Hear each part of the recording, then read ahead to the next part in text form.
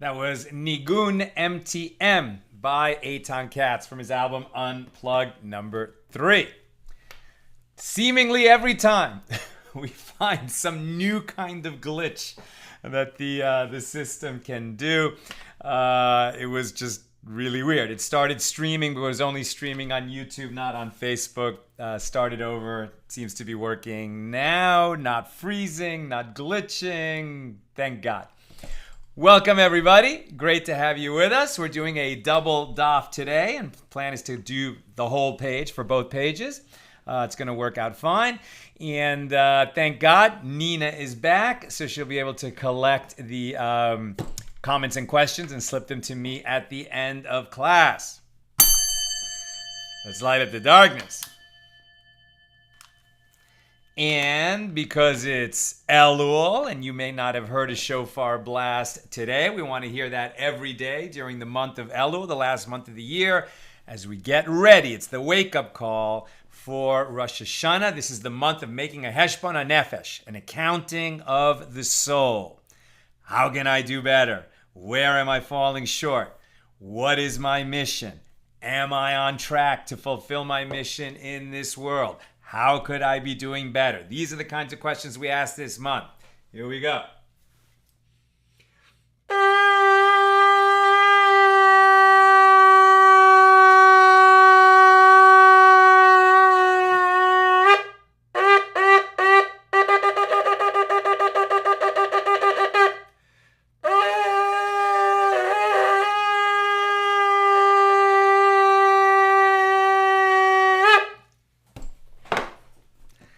Hopefully didn't overmodulate the microphone too much.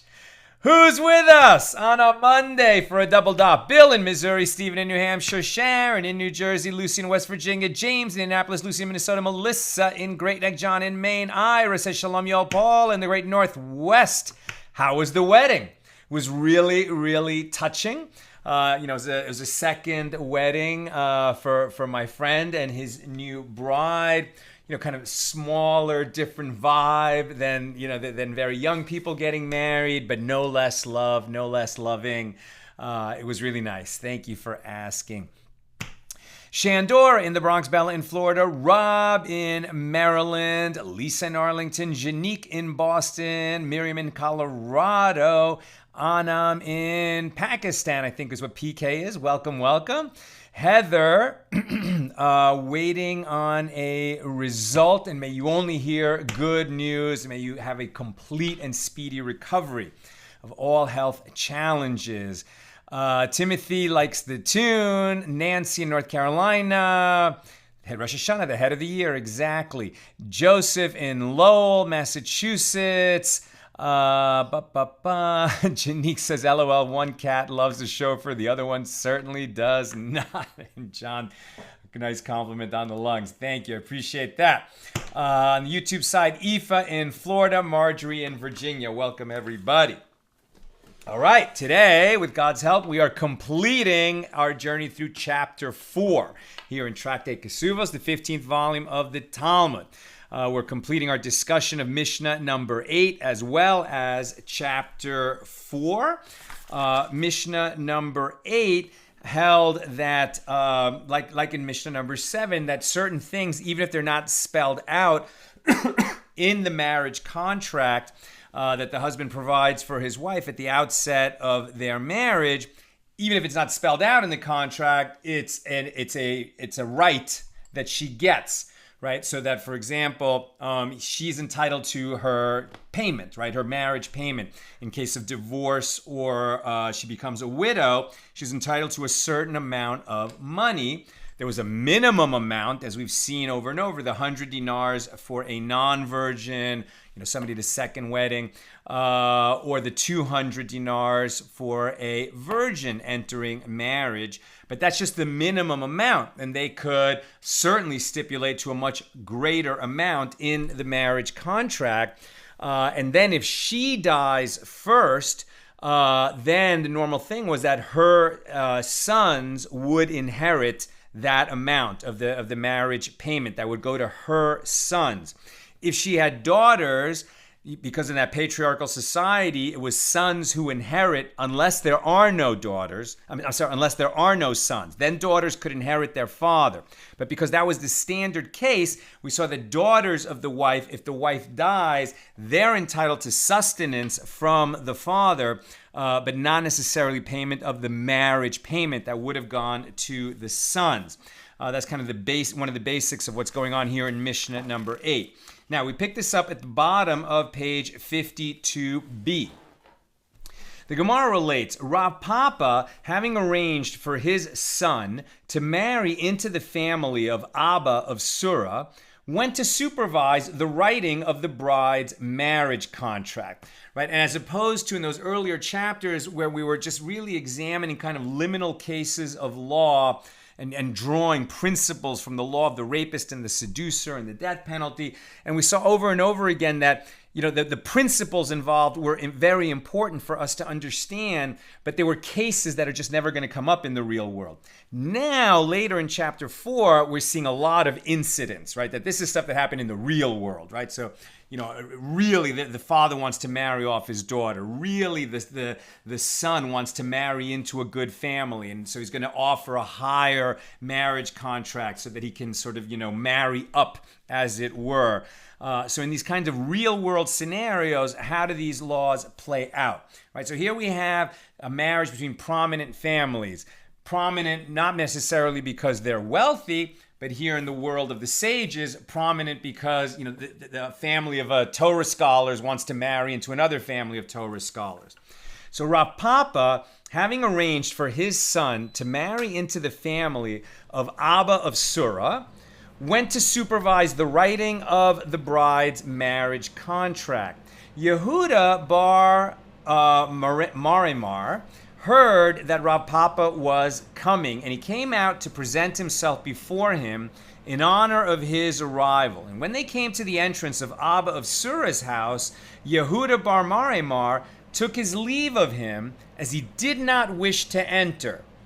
Why did he not wish to enter? These were all sages sort of studying and working together in the field of deciphering God's word and sort of extending it into their time. Just as we consider that we live in a very modern age that's so different from the Talmudic age or the biblical age. Well, the truth is that the Talmudic age was 1,000 years later than the biblical age.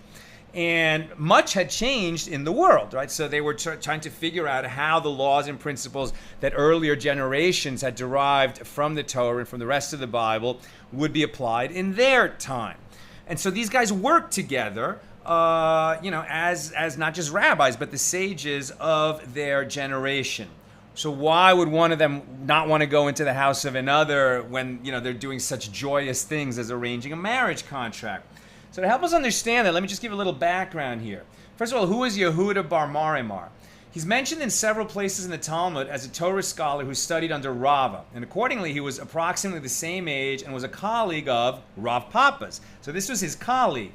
He is sometimes referred to as Yehuda Mar bar Marimar, and some versions of the Gemara text refer to him by that name here. Now the title Mar, like Marzutra, generally signifies a member of the exilarch's family, right? So the Jewish community in Babylonia, in Bavel, was a sort of bigger community and more prosperous because they weren't enduring the oppression and persecution of the Jewish community in the land of Israel, right? There was a community that went there when the first temple was destroyed. and only a minority of that community returned to Israel when the second temple was built. And so then that community in Israel grew. But eventually, first the Greeks, then the Romans took over, and it was just very difficult for them to get along. By contrast, the Babylonian Jewish community had a lot more freedom, much less persecution from the government. It grew, it thrived, and that's why the Talmud that we're studying is Talmud Bavli, the Babylonian Talmud, because it was completed.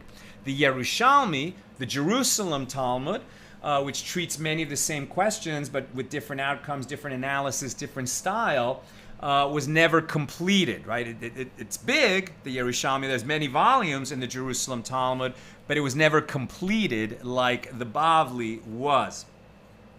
So the head of the Babylonian Jewish community was known as the Exilarch, or Mar, right? And so, in other words, what we're hearing here is that Rav Papa's colleague and friend, Yehuda bar Marimar, was an extremely prominent person, both because of his learning and because he's sort of from the royal family, at least among the Jewish people, but the royal family in that Babylonian community.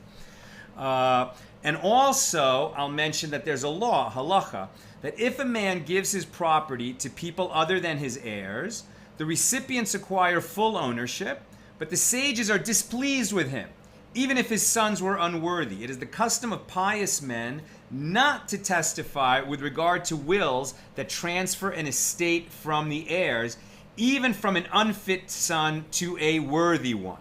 Right? So if a man has his natural heirs and his oldest son is going to receive the double portion, and maybe he has sons from another family that would not inherit, a particular part naturally, but he can change his will so sort of to disinherit the natural heirs.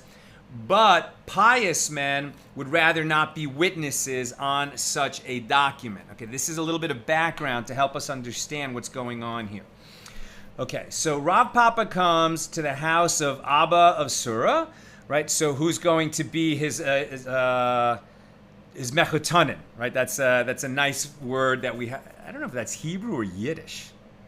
I think it must be Yiddish. So a mechutanin is if my son marries your daughter. So you and I in English are in-laws. But in-laws is a little bit general. In Yiddish, the mechutanin is specifically that your child married my child. Okay? So we're all sages. I'm a sage, Rav Papa. You're a sage, Abba of Surah. And as I come to your house, I'm walking there. I'm a Rav Papa, very important sage. And, he's on the way to his mechutanin's house. And this guy, Yehuda bar Marimar, colleague of Rav Papa, comes out to greet him. And they walk together and discuss various Torah matters. But when it's time to enter Abba of Surah's house, Yehuda wants to leave. That's the setup. So Rav Papa said to him, well, let the master, my friend, my colleague, enter inside with me. And Rav Papa saw that Yehuda bar Marimar was not amenable to the idea of entering the house of Abba of Surah. And now, there's no indication that maybe they don't get along, right? That Yehuda doesn't want to hang out with Abba because they have they had a fight or a feud or something. No indication of that. So Rav Papa says to Yehuda, what is on your mind? Do you not wish to enter because of that principle that Shmuel said to Rav Yehuda, who's somebody else? Because Shmuel once said to Rav Yehuda, Shinana, which means sharp one, meaning like I respect your intellect, Shinana, do not be a partner in the transfer of an inheritance, even from a bad son to a good son, as it is not known what seed will come from him. So perhaps the bad son will father worthy children. And all the more so, one should not be a partner in the transfer of an inheritance from a son to a daughter. So what he's saying is, since pious men don't want to be involved in transferring assets away from their natural progression within a family, which would be from the father to the son, and here Abba of Surah is going to be writing a marriage contract so that he can so his son can marry into Rav Papa's family. And because he wants this marriage to happen, he might, add more assets into the marriage contract than the minimum. And meaning that essentially what he's doing effectively is he's transferring assets that would have been his son's inheritance to his daughter. And if it's giving it to the daughter, it means it's going to go into somebody else's family, right? Because when she marries into Rav Papa's family, by marrying his son, it's like whatever wealth she brings with her, now going to become part of Rav Papa's family and his son, and not Abba's son. Right? Abba's son is going to lose out by whatever Abba gives to his daughter as a dowry. So Rav Papa is saying, are you saying that you don't want to come with me because you might be called on to be a witness for this marriage contract and you don't want to be a party to that kind of marriage contract because we have that principle? Is that the reason? And Rav Papa continued, or, like, is that what you're thinking? Or, are you worried that your arrival will pressure Abba of Surah to give his daughter even more of a substantial dowry because you're here? But this too is an ordinance of the sages, that a father must provide a dowry for his daughter. And this is as Rabbi Yochanan said in the name of Rabbi Shimon ben Yochai, as quoted above, that the sages enacted this matter so that a man should take the initiative and write an agreement to give his daughter a dowry as large as the portion of his possessions to his son, that his sons would receive as an inheritance. You should give away a lot of money as a dowry to your daughter because she should receive equally like your son will receive as his inheritance. Now Yehuda bar Marimar responded to Rav Papa, yeah, but this applies only if the man gives of his own free will. But should one force him to do that? And so he's saying, if you bring me with you, it's going to be like an intimidation factor. Right? You're not just bringing another sage with you. You're not just bringing another colleague with you. You're bringing a member of the house of the exilarch. And that's going to be interpreted as a pressure move to get Abba of Surah to, put more property into the marriage contract.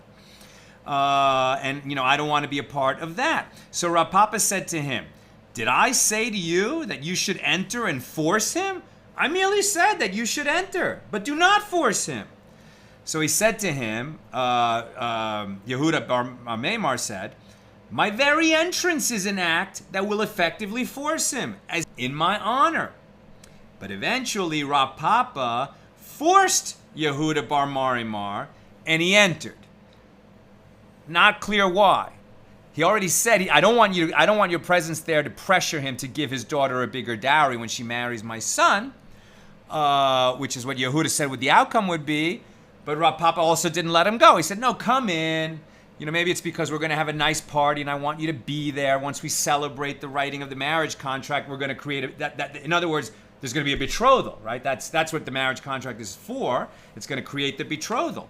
And then we're going to celebrate. So I want you to be there. Maybe that's the reason. Not totally clear. But at any rate, Rav Papa forced Yehuda bar Marimar and he entered. Now, Yehuda was silent. He sat there without uttering a word. Abba of Surah thought that Yehuda bar Marimar was angry with him for his failure to grant his daughter a suitable dowry. And so therefore, Abba wrote down the marriage contract, all that he had as her dowry. He gave her everything. Whatever would have gone to his son now gets given away to his daughter as her dowry. And because he thought that this guy sitting here is angry with him for not giving enough.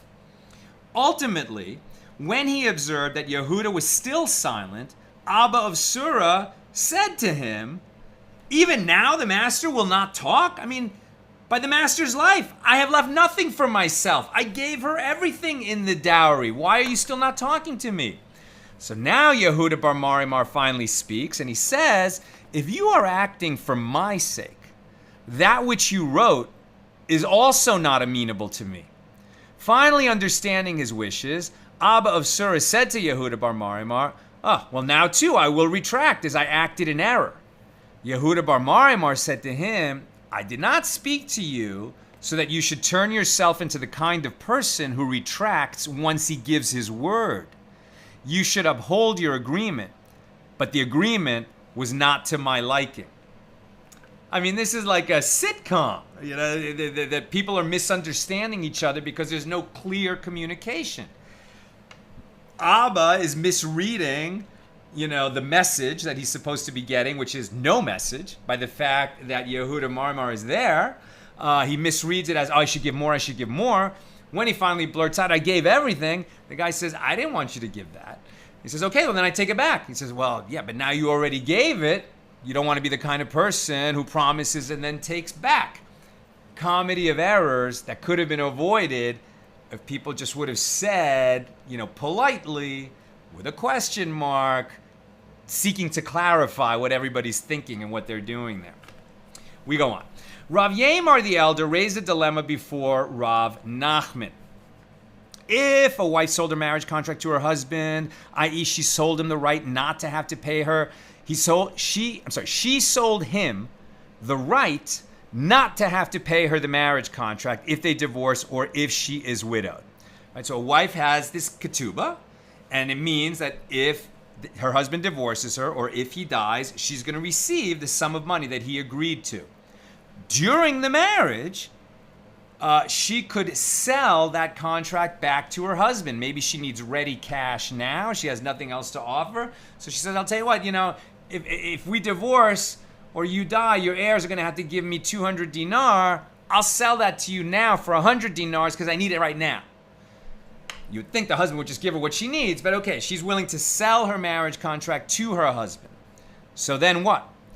So if a wife sold her marriage contract to her husband, does she have the marriage document concerning male children? Or does she not have the marriage document concerning male children? And Rava said to him, and you can raise the same dilemma with regard to a wife who forgoes her right to her marriage contract. Does she retain the marriage document concerning male children in this case? I mean, it's right. So if she's willing to sell her contract to get ready cash now, or she's willing to just cancel it, right? Just forego it. So in which case, at the time of divorce or that her husband dies, and then the heirs would step in and they wouldn't have to pay her marriage contract. But so it's interesting. So the question being asked is, okay, well, if she dies, right? So if she has sold or given away her marriage contract, okay, fine. That's at the time that her husband dies or he divorces her. But what if she dies first? So under the normal terms of the marriage contract, if she dies first, the husband owes the dowry to her male children, her surviving male children. So if she canceled or sold her marriage contract, does the right of the male children to receive the dowry, if she dies first, does that right survive?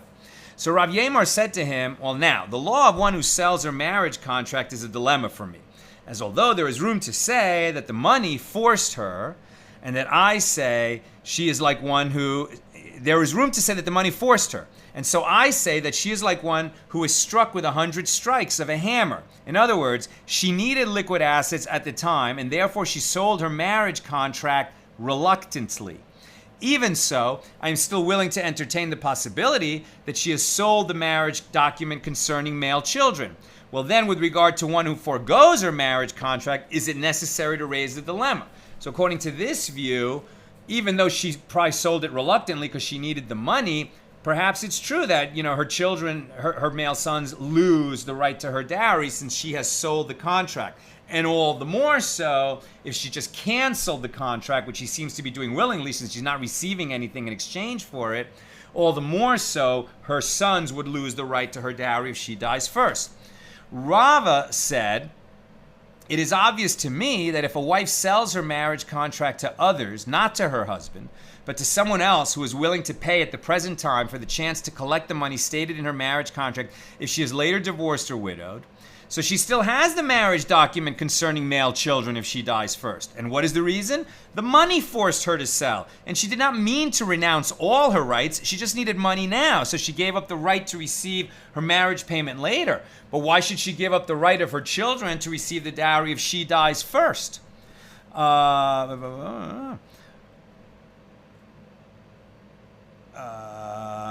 And it is like, it says Rava, and it is likewise clear to me that one who forgoes the right to collect her marriage contract, meaning she just cancels it, she doesn't sell it, from her husband, she does not have the marriage document concerning male children. And what is the reason? She has forgiven it all, and she has no intention of claiming anything from her husband. Since she was willing to cancel it, she would cancel the whole agreement. If she was only seeking to get money that she desperately needs right now, we would make the assumption that she's only giving up that money part where if she's divorced or he dies first, but she's not giving up all of it, and therefore she's still entitled to, her children are entitled to the dowry if she dies first. However, Rava raised a dilemma about the following case. With regard to one who sells her marriage contract to her husband, is she considered like one who sells to others, i.e. she has not relinquished the marriage contract concerning male children, or is she considered like one who forgoes her right to collect, like she just cancels the agreement? After he raised the dilemma, he subsequently resolved it for himself. One who sells her marriage contract to her husband is considered like one who sells to others. Therefore, she's doing it because she needs ready money now. She's giving up the right to receive her dowry, the marriage settlement, if the husband divorces her or he dies first. But she's not giving up the right of her children, her male sons, to receive the marriage payment if she dies first. Rav Idi Bar Avin raised an objection. He says, we learned in a Mishna in Yevamos 87b that if a woman's husband went overseas and after hearing the testimony of one witness that he was dead, the woman married again, and then her first husband returned, both husbands must divorce her. You remember that in Tractate Yevamos, right? This was the risk that she took when she remarried on the testimony of a single witness that her husband who went overseas died while he was overseas. If two witnesses come, then it's a proper testimony, and if she remarries, she's not going to suffer this big penalty that we're about to examine. If the first husband shows up, she might have to leave the second husband, but she's permitted to the first husband because she didn't do anything wrong. If she remarries on the testimony of a single witness, then she's taking a risk that if the first husband comes back from overseas and in fact he wasn't dead like the single witness testified, then she's going to be prohibited to the second husband, because that was never a real marriage since the first husband was still alive. She's going to be prohibited to the first husband because she slept with the second husband while she was married to the first. And, even though it's only technically adultery, it's still adultery. So she's going to be prohibited to both men. And she doesn't receive a ketubah, a marriage contract payment from either one. Right? We didn't talk about the marriage contract payment aspect of that penalty very much when we were in Tractate Yevamos, but now we're going to talk about that aspect of it. Right? So if she remarried on the testimony of a single witness, and then the first husband comes back, he wasn't actually dead, she has to divorce both of them, and she receives the ketubah payment from neither one of them. And the Mishnah proceeds to state that if she died, neither the heirs of this one, the first husband, nor the heirs of that one, the second husband, inherit the sum stipulated in her marriage contract. And we discussed the following question. With regard to a marriage contract, what is its purpose? In other words, the Mishnah just said that she is not entitled to a marriage contract because she remarried on the testimony of a single witness. So how can it even be suggested that the heirs, her male children, might inherit the payment in the marriage contract? And Rav Papa said, this is referring to the marriage document concerning male children. Not only does she forfeit her marriage contract, but she also loses the right to the marriage document concerning male children, as her sons do not inherit from her at all. Rav Idi Bar Avin explains his objection.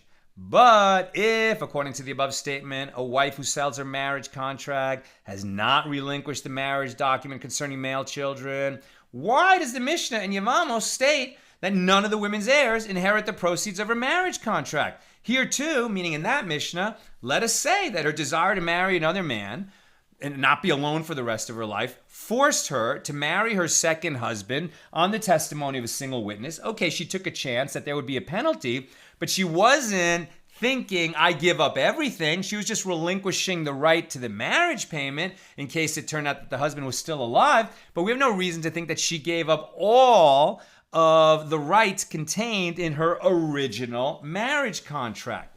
And the Gemara answers there is a penalty. There, it is a penalty with which the sages penalized her. In other words, the reason is not that she automatically forfeits the marriage document concerning male children along with the marriage contract itself. Rather, her loss of this right that her male sons would inherit her dowry according to the marriage document. This is one of several penalties that that it won't go to her sons. This is one of several penalties that the sages imposed upon her for remarrying on the basis of the testimony of a single witness, presumably without conducting her own thorough investigation into her husband's fate. Therefore, one cannot learn from that law with regard to our issue today. So Rav and Bar Chanina sat before Rav Chisda, and he sat and said the following law in the name of Rabbi Elazar. One who forgoes her right to collect her marriage contract from her husband does not receive her sustenance from him. In other words, she's not automatically entitled anymore to, have her food and clothing and shelter paid for by him. You would think that the husband, that is something that when you sign the ketubah, in fact, at the wedding I was just at yesterday, I was one of the poll holders of the chuppah. And under the chuppah, while the bride and groom were standing there, one of the honored guests read the ketubah out loud. And one of the terms in there, right, is that you will sustain your wife all the days of your marriage. But what they're saying is, well, if she forgoes the right to the marriage payment, the right of the payment in the ketubah, it's like she's foregoing the whole ketubah, and therefore now she doesn't have the right to sustenance, right? Why would she give that up? No, I think no sane wife would give that up unless there was exigent circumstances. This is more in that hypothetical realm. But if she did give that up, well, what she's giving up is all the rights that are contained in the ketubah. Now we might think, well, wait a minute. I thought there are certain rights that she cannot waive. She can't waive them at the time that she's getting married. But this is somebody who received the ketubah and then later cancels it. It's like she tears it up later, forgoes that right later. So maybe she's foregoing everything that's contained in it. Where am I? One who forgoes her right to collect a marriage contract from her husband does not receive her sustenance from him. And Rav Chisda said to him, had you not said this law to me in the name of a great man, I would have said to you that this is an injustice. In accordance with the verse, who rewards evil for good, evil shall not depart from his house. Proverbs 17:13. After she relinquishes to her husband her right to her marriage contract, which she did as a favor to her husband, she's going to lose her sustenance? What kind of a principle is that? And the Gemara relates, Rav Nachman was sitting, and Ula and Avimei bar Rav Papi were sitting as well, and Rav Chia bar Ami was sitting with them, when a certain man came before them whose betrothed wife had died. They said to him, go and bury her, or give her heirs the sum stipulated in her marriage contract. Rav Chia said to them, in surprise at their response, but we learned, with regard to one's betrothed wife, meaning they had a betrothal, but not yet a chuppah, not yet a full marriage. But we learn with regard to one's betrothed wife that he neither assumes the status of an acute mourner, nor becomes ritually impure for her if he is a priest. And similarly, she neither assumes the status of an acute mourner, nor becomes ritually impure for him. If she died, he does not inherit from her. And if he died, she collects payment of her marriage contract. If he dies, she collects payment of her marriage contract. But in this case, he was betrothed to a woman and she died. So seemingly, he has not yet become her husband. He's betrothed to her, but he's not fully her husband. And the obligation to pay for her funeral has not kicked in. Probably she's still living in her father's house. So why is this guy on the hook to pay for her funeral? So Rav Chia infers the following from this statement. The reason... wait a minute. Did I skip something? Yeah, right. So Rav Chia infers the following from this statement. The reason for this law is that he died, from which it may be inferred that if she died, she does not have a marriage contract, nor any of the stipulations in a marriage contract. So the Gemara asks, what is the reason that her marriage contract is canceled upon her death? In a betrothal situation, not a full marriage. So Rav Oshaya said, the reason is that I do not read with regard to her the conditions stated in the marriage contract. When you marry another, he may take what is written for you. Meaning, right, you would say in the marriage contract that if we are divorced or if I die, the husband speaking, then you will receive this payment and you can take it with you when you remarry. So, but in this case where she died first, that clause wouldn't make any sense. And from that, Rabbi Hiya is reading into it that, well, if she dies, she doesn't get anything, including the obligation of this betrothed man to pay for her funeral.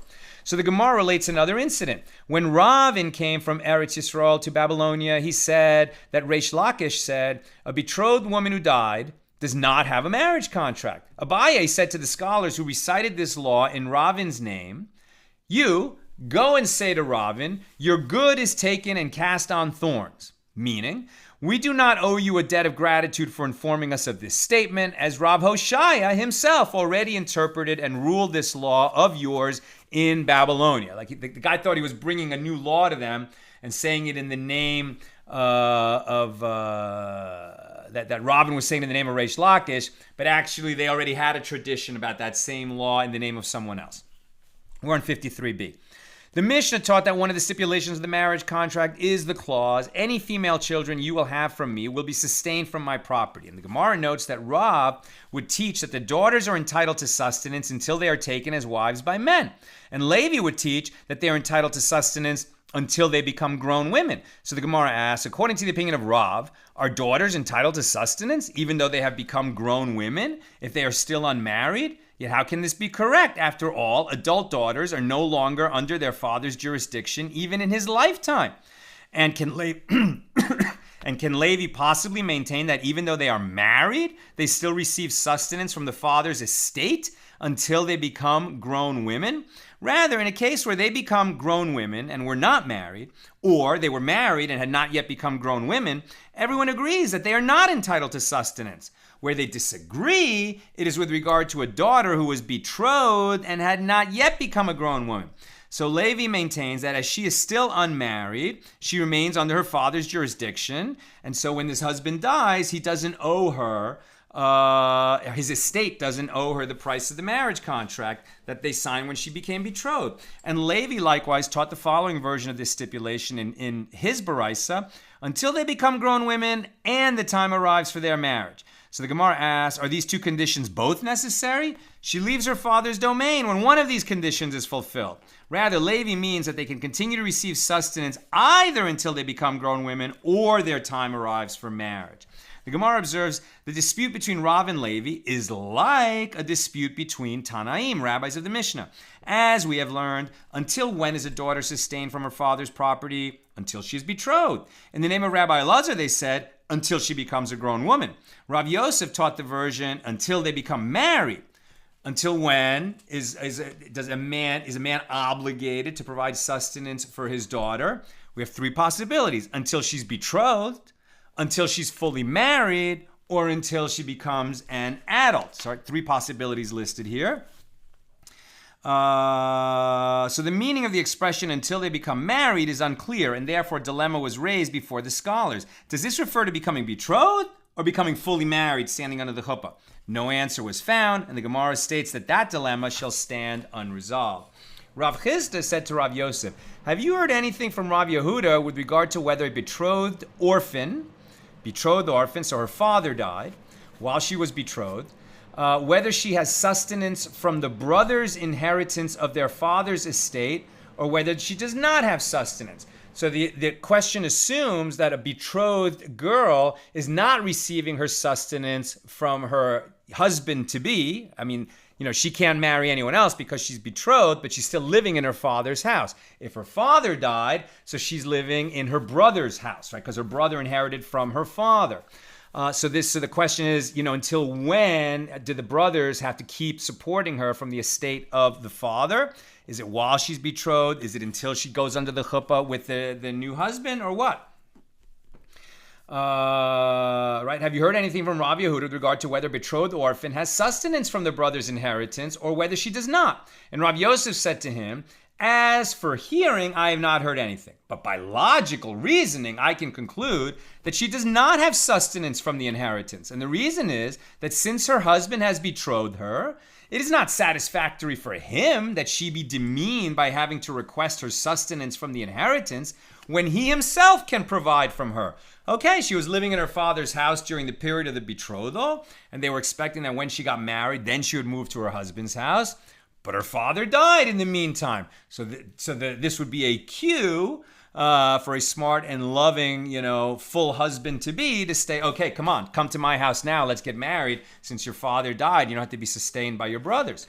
So Rav Chisda said to Rav Yosef, if you have not heard this law, well then by logical reasoning, she should have sustenance from the brothers. And the reason is that since her husband is not sure that he will marry her, because the betrothal may not come to marriage, he's not sure that he will marry her, he will not throw away money for nothing. That's crazy, but okay, that's how he puts it. And some say a different version of this discussion. Rav Yosef said to Rav Chisda, as for hearing, I've not heard anything. But by logical reasoning, I would say she does not have sustenance from the brothers. Since the husband is not sure that he will marry her, he will not throw away money for nothing. In response, Rav Chisda said to him, if you have not heard the law, then by logical reasoning, she should not have sustenance from the inheritance. Since he has betrothed her, it is not satisfactory for him that she be demeaned by having to ask her brothers for sustenance, so the husband will step in. It's kind of weird the way they put that the guy wouldn't support her because he's not sure that he will marry her. Now, I guess the reason, it's not that he might change his mind or something might go wrong, but I guess it's possible that now, since the father who created the betrothal is dead, that, her brothers or her mother will step in and break off the betrothal, demand, I guess, a bill of divorce, and that's why the guy might never come to the chuppah with her. And that's why he doesn't feel that he needs to sustain her yet. I mean, the fact is that normally a betrothed girl is sustained by her father and not by this husband until she actually marries. This guy could say, okay, I'll marry you, and then he'll start sustaining her. But if they're saying, well, no, you sustain her while she's living here, but she's not going to marry you yet, now that point of view starts to make more sense. Now, the Gemara states a mnemonic device for the men, i.e. the sages, who appear in the following discussion. Memory device is Shin Kuf Zayin Reish Pei. Not such a great memory device for us, but you get the idea that if you're reading and memorizing all this in Hebrew, it's going to make more sense to you. And the dilemmas themselves are listed in the following memory device. She refused, a Yavama, a secondary relationship, a betrothed woman, a woman who was raped. What are we talking about? The Gemara analyzes these cases one by one. The sages raised a dilemma before Rav Sheshas with regard to one who refused, i.e. a minor orphan girl who was married off by her brothers or mother, and then, she could still do this while she's a minor, she can refuse her husband. Right? When a man marries his daughter off to some young man, she can't refuse him. She'll need a divorce to get out of that marriage. But when her brothers or her mother betroth her to some guy, and then she says, you know what, I don't like him, she has an absolute right to refuse it as long as she's a minor. Once she becomes an adult, if she stays in the marriage for one more day, then she loses that right of refusal. Okay, well, what about somebody in that situation? If she refuses the husband, does she have sustenance from her father's inheritance, or does she not have sustenance? The mother or the brothers married her off. So at that point, she doesn't get sustenance anymore, but now she comes back home. Is she entitled to sustenance again from the estate of her father? Is she considered to have been married and therefore her right to sustenance has lapsed? Or, since she's still a minor, does her refusal nullify the marriage, which it does, and nullify it to the extent that it is as though she was never married at all, and therefore she is still entitled to the sustenance from the father's estate?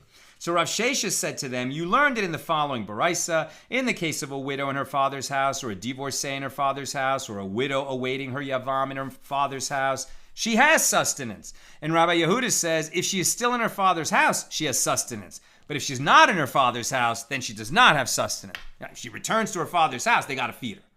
But if she leaves her marriage and then goes live somewhere else, well, yeah, presumably she has the money to do that, and so she can't also demand sustenance from her father's house or from his estate.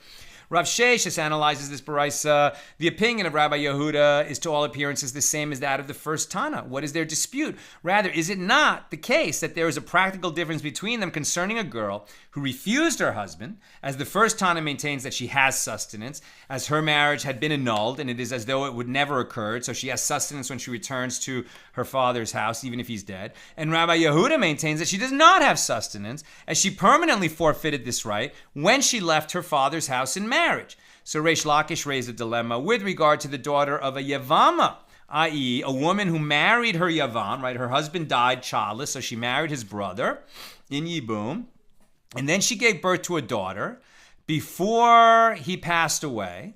Before the Yavam passed away, does she have sustenance from the property of the Yavam, i.e. the girl's father, or does she not have sustenance? And the Gemara clarifies the two sides of this question. Since the master said that the payment of the marriage contract of a Yavama is taken from the property of her first husband, not that of the brother who steps in, so her daughter should therefore not have rights to sustenance from the property of the Yavam. It should only be from the property of the estate of the first husband, the brother that died. So her sustenance is a stipulation of the marriage contract which does not apply to the Yavam. Or, perhaps, since if she does not have enough to cover the amount of her marriage contract from the property of the first husband, the sages enacted for her a marriage contract from the second one, from the Yavam. Therefore, her daughter should have sustenance from his property as well. Well, no answer was found to this dilemma, and the Gemara states that dilemma shall stand. Taiku. Rabbi Elazar raised a different dilemma with regard to the daughter of a secondary forbidden relationship, meaning a girl born to a man and woman who are forbidden to each other by rabbinic law as opposed to a full-blown Torah prohibition, whose mother is penalized by being deprived of a marriage contract. Does her daughter have sustenance or does she not have sustenance? Now we're in 54a. Once again, the Gemara explains the sides of the dilemma. Since the sages penalized the mother and declared that she does not have a marriage contract, the daughter does not have sustenance either, as her sustenance is guaranteed by her mother's marriage contract. Or, perhaps, with regard to her mother who violated a prohibition, the sages penalized her by depriving her of a marriage contract. But in the case of the daughter, she didn't violate any prohibition, and so maybe in her case, the sages did not penalize her. Once again, the Gemara states, that dilemma shall stand. Teku, no answer. Rava raised yet another dilemma. In the case of a daughter of a betrothed woman, i.e. a man betrothed a woman, fathered a daughter with her, and then died, does the daughter have the right to receive sustenance from his estate, or does she not have the right to receive sustenance? I find this dilemma confusing because what they're saying is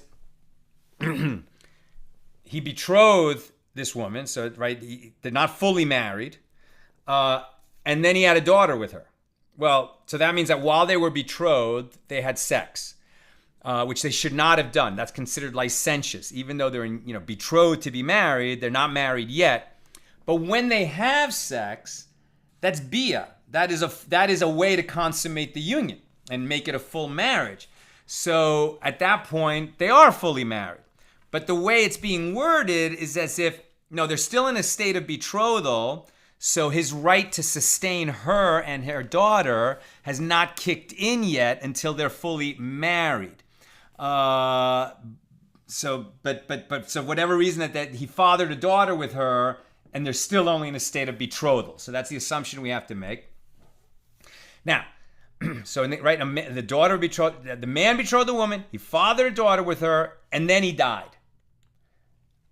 Okay, so for whatever reason, they're saying that he didn't become fully married at the time of that they had sex. But so he died when they're only betrothed. Now, does the daughter have the right to receive sustenance from his estate, or does she not? Now, since the mother has a marriage contract, as in this case, the man wrote her a marriage contract when they got betrothed, it may be argued that the daughter has a right to receive sustenance. Or, perhaps, since the sages did not enact any requirement for a man to provide his wife with a marriage contract until the time of the actual marriage, so he didn't have to write a marriage contract in order to get betrothed. He could have waited until they actually got married. So then the stipulations of the marriage contract, not just the payment of money, but also that you will sustain her and her daughter, do not apply until they get fully married, and therefore the daughter of this woman does not have the right to receive sustenance. And that dilemma is left unresolved. Taiku. Rav Papa raised a dilemma with regard to the daughter of a raped woman, i.e. a man raped a young woman, and then he married her, right? The Torah says, if she and her father say, that this young woman who got raped, they say, you know what? And now you have to marry her, right? If they are amenable to that, then the man has no choice. The rapist has to marry her, and he can never divorce her. He has to sustain her for the rest of his life. So if they went that route, does she have the right to receive sustenance from her father's estate? Right. So with regard to the daughter of a raped woman, i.e. a man raped a young woman and he married her.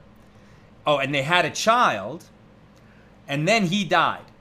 Does she have the right to receive sustenance from her father's estate, or does she not have the right to receive sustenance from his estate?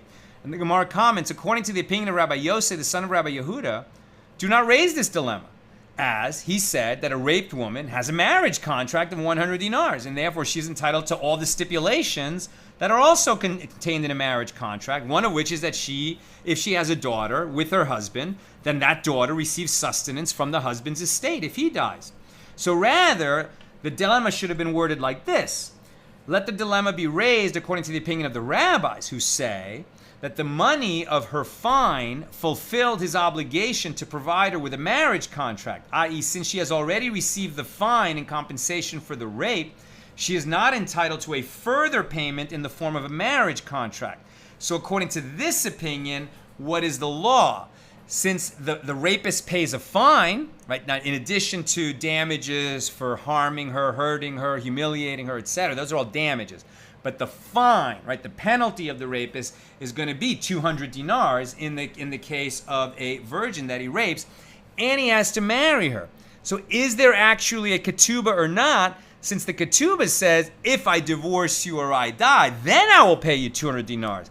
This rapist has to pay the 200 dinars right up front. So maybe he's already fulfilled the terms of the marriage contract, and she doesn't get these other rights. The Gemara elaborates. It may be argued that since the mother does not have an actual marriage contract, the daughter does not have the right to receive sustenance from her father's estate. Or, perhaps, one should consider the following. What is the reason that the marriage contract was enacted? So that his wife will not be demeaned in his eyes, such that he will easily divorce her. And this one, his rape victim, he cannot divorce her by Torah law. As it is stated, he cannot send her away all his days. So it was therefore unnecessary for the sages to require that he provide the woman with a marriage contract. However, the reasons for the stipulations included in the marriage contract, for example, that his daughter receives sustenance from his estate, they still apply in this case. Consequently, the sages stipulated that these provisions will be granted. Yet again, the Gemara states about this dilemma, teku. They didn't get to an answer. The Mishna taught that one of the stipulations of a marriage contract is, you will sit in my house and be sustained from my property all your days as a widow. Rav Yosef taught, in my house and not in my hovel. If there is no room for her in his house, right? If like the guy left so little money that there's barely enough for his son, let's say, and his wife to live in that house, and his widow, like there's no space for her there, so then she doesn't have a right to keep living in that house. If there's no room for her in his house, the heirs are not obligated to allow her to stay there. However, even in this case, she has the right to receive her sustenance from the heirs. So Mar Bar Rav Ashi said she does not even have the right to receive her sustenance, as she is entitled to sustenance only when she actually lives in her husband's house. If she resides somewhere else, for whatever reason, she does not receive this payment. The Gemara concludes, and the law is not in accordance with the opinion of Mar Bar Rav Ashi. Rav Nachman said that Shmuel said, if a man proposed to marry a widow and she agreed, even if she has not yet married him, she no longer has the right to receive sustenance from the heirs of her previous husband's estate. The Gemara comments, it may be inferred from here that if she had not agreed to remarry, then even if the man had proposed marriage, she still has the right to receive sustenance. Rav Anan said, it was explained to me personally by Mar Shmuel, that the law varies in different cases. If she said, I will not marry you due to so-and-so, my deceased husband, i.e. she still feels connected to him, well then she still has the right to receive sustenance from his estate. However, if she refused the offer, because the men who approached her are people who are unsuitable for her, she does not have the right to continue to receive sustenance, as she has shown that she is in principle willing to remarry. Which is odd. You would have thought that she could continue receiving sustenance from her dead husband's estate as long as she's single, not just when she sort of puts herself back out there on the market.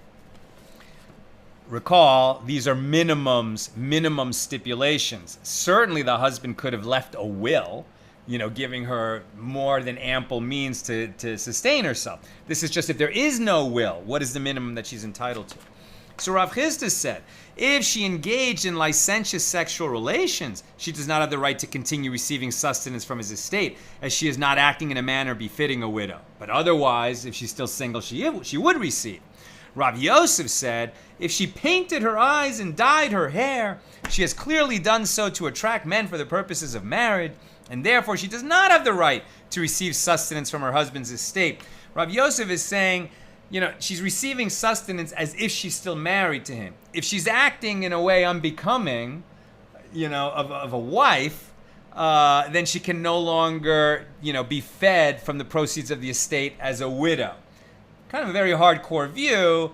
I think we naturally gravitate to the view of Rav Chisda. Gemara comments, according to the one who says that a widow engaged in licentious sexual relations loses her sustenance, all the more so if she painted her eyes and dyed her hair, she loses her sustenance because her intention to marry is evident. However, according to the one who says that if a widow painted her eyes and dyed her hair, she forfeits her right to receive sustenance from the husband's estate, this ruling applies only to that particular situation. However, if she engaged in licentious sexual relations, she still has the right.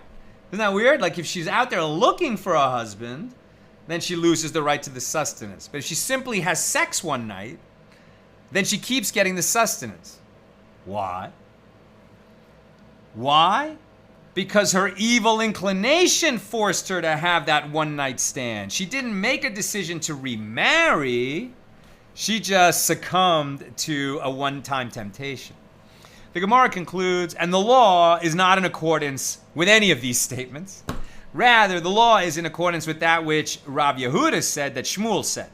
One who claims the payment specified in her marriage contract in court does not have the right to continue receiving sustenance, as she has thereby demonstrated her desire to sever her ties with her late husband. And now it actually starts to make a little more sense. The difference between sustenance and the marriage contract payment, right, is the whole idea of the ketubah is if I die, the husband, if he dies, or if we get a divorce, you get this big lump sum, and it's going to allow you to provide for yourself for, a good amount of time, a year, 2 years, like a good amount of time while you're looking for a new husband so that you can find that new husband. If you're going to stay in the husband's house and be sustained from it, it's because you're still in love with him, you're not ready to remarry, and you'll just, keep eating from the estate of the husband because you're not ready to remarry. And that could go on indefinitely. But once you're ready to remarry, okay, then take the marriage payment. You'll have like a bridge, you'll have the means to sustain yourself, during the period of time that it will take to find a new husband. It's not cruel the way it initially sounds. And the Gemara asks, and does she not receive sustenance? But isn't it taught in a Baraisa with regard to one who sold her marriage contract, or used her marriage contract as collateral, or established her marriage contract as a designated payment for a debt owed to another individual? She does not have the right to receive sustenance from her husband's estate if she sold her marriage contract or used it as collateral. And the Gemara infers from this, in those cases, she forfeits her right to sustenance. However, in the case of a widow who comes to court to claim her marriage contract, no, she doesn't lose the right to continue to receive sustenance until she gets that marriage payment. The Gemara answers that this argument is incorrect, and one should make the following inference instead. In these cases listed in the Baraisa, where she sold her marriage contract or used it as collateral to get a loan, in these cases, she forfeits her marriage contract whether she took the action in court or whether she did not do so in court. Going to court has nothing to do with it. However, with regard to one who claims her marriage contract, if she issues the claim in court, yes, she loses the right to continue to receive her sustenance. But if her claim was not issued in court, no, she has not forfeited this right. And I'm not sure I understand that. But we have a lot to cover. The Mishnah taught, and the residents of Jerusalem... Wow, I thought I was moving faster. The Mishnah taught, and the residents of Jerusalem and of the Galilee would write the marriage contract in this manner, i.e., that if the woman is widowed, she may remain in her husband's house and receive her sustenance from his property throughout her widowhood. But the residents of Judea would write that she may live in his house and be sustained from his estate until the heirs decide to give her the marriage contract. And it was stated that the Amoraim argued over this as well. I am going to summarize a little bit because it's already been an hour. But basically, whether she could receive the sustenance indefinitely and then get the marriage payment, or if the heirs could say, look, here's your marriage settlement, we're not going to keep sustaining you indefinitely. And the law was different in different regions, right? They handled it one way in Judea, another way in the Galilee. And then likewise in Babylonia, there were also different areas, different jurisdictions about how that particular law was applied. And then they bring a couple cases where a woman came before Rav. She said, I want to be sustained. He said, where are you from? Or he actually heard from her accent that she was from Mechoza, where the law is one way. And he said, okay, well, no, you don't get sustained. But then somebody said, yeah, but her husband was from Nehardea. And he's like, oh, well, the men from Nehardea, the way they write marriage contracts is that she is sustained until she claims the marriage payment. So yes, you can be sustained. And the point is that you follow the local law, and they're going to be generous to the widow. It could be either the local law where she's from or the local law where her husband is from, and they're going to try to make it come out so that she gets sustained. Okay, so skipping down, and we're going to just go a little bit of the way into 54b and then go to comments and questions. I'm going to just start there. Okay, so at the top of 54b, then there was another case where the question is, when she's claiming her marriage payment under the ketubah, are they going to offset things that she's already received, like the clothes that she's wearing? You'd be like, why would they offset that? I mean, the clothes that she's wearing, she received while she was married to her husband. That has nothing to do with her marriage payment. And then someone will argue, well, no, but he paid for those clothes so that she would be dressed while she's his wife, not so that she can, go dressed around nicely while she's looking for her new husband. And there was some disagreement about that, but I think it ended up getting... I'm not sure how that one was resolved. You can look that up. And then the final incident, and questions or comments, get them in. The relatives of Rabbi... So we're near the top of 54b, and this is the end of the chapter. And so we'll do the rest of 54b tomorrow when we open chapter 5, and then we'll do page 55 as well. So the relatives of Rabbi Yochanan had a wife of their father who would diminish his resources by spending wastefully on her sustenance. They came before Rabbi Yochanan to ask his advice. He said to them, go and say to your father that he should set aside a certain portion of land for her sustenance. If she agrees to accept this land for her sustenance, she has thereby relinquished her claim to the rest of the estate. After their father died, they came before Reish Lakish for his ruling, and he said to them, all the more so, he has increased the sources of sustenance available to her. In other words, they are still obligated to support her from her father's estate, from their father's estate, according to the lifestyle that she was accustomed to living while he was alive. And if they do not, now they may use this field to supplement what they give her. They said to him, but Rabbi Yochanan did not say so. He said to them, go and give her all she requires. And if not, I will remove for you Rabbi Yochanan from your ears. Meaning, I will treat you so harshly that you will forget Rabbi Yochanan's ruling. They approached Rabbi Yochanan to complain. He said to them, what can I do? I cannot impose my opinion, as a man equal to me disagrees with me. Right? Rabbi Yochanan and his friend, colleague, and debate partner, Reish Lakish, disagreed on this issue. They got their initial ruling for Rabbi Yochanan, but then later they came to Reish Lakish after the man died, and he said, oh, no, you have to just give her what she's entitled to, and this field that was supposed to replace the other sources of sustenance for her actually gets added to the sources of sustenance from the estate. And Reish Lakish was very firm in that, and Rabbi Yochanan said, what can I do? You relied on my opinion, but you're in his jurisdiction. Rabbi Bahu said, this matter was explained to me personally by Rabbi Yochanan. All depends on the husband's description of the land that he's setting aside for his wife's sustenance during his lifetime and perhaps afterward. If he said that he is giving her land for her sustenance, he has thereby increased the sources of sustenance available to her. He will continue to provide her sustenance, but if that amount is insufficient, he has also set aside an area of land specifically for that purpose. However, if he said to her that he is designating the land as her sustenance, not for her sustenance, but as her sustenance, then he has thereby fixed his plot of land as the only source of sustenance available to her, and she can take no more than that. And clearly, it was the former case where the heirs in this incident established for their mom that they don't want to sustain. Okay, that's what I've got for us today. Let me get some comments or questions. On pages 53 and 54. What's going on? Here we go. Bill, what if the woman can almost sustain herself without the support of her father's house? That is, she doesn't need the full sustenance, but a lesser amount. I mean, again, we're not talking... the sages are dealing in absolutes on this question. Obviously, kind, reasonable people, would hopefully take care of the woman to the best of their ability so she's not stranded.